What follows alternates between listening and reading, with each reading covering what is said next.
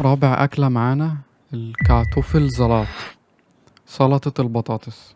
المكونات بتبقى بطاطس مسلوقة ومقطعة، gekochte und geschnittene Kartoffeln، بصل مفروم، gehackte Zwiebel وخيار مخلل، إسش جوكة وبقدونس بتاع زيليا وملح وفلفل.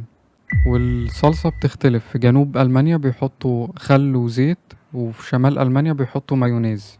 طريقة التحضير: بنسلق البطاطس ونقطعها شرايح ونضيف عليها البصل والخيار المخلل والبقدونس، وبعدين نخلطها يا إما بخل وزيت أو مايونيز، وبكده تبقى السلطة جاهزة. سلطة باردة منعشة وسهلة وسريعة التحضير. القصة ورا الأكلة دي إن السلطة دي مرتبطة بعيد الميلاد في ألمانيا. كتير من العائلات هناك وخصوصا في جنوب ألمانيا بيعملوها كوجبة عشاء يوم الكريسماس مع السجق. ليه؟ علشان يوفروا وقت يقضوا يومهم مع العيلة والاحتفال بدل ما يفضلوا بالساعات في المطبخ. يعني السلطة دي مش بس أكل، لكن كمان رمز للتجمع العائلي ولمة الأعياد.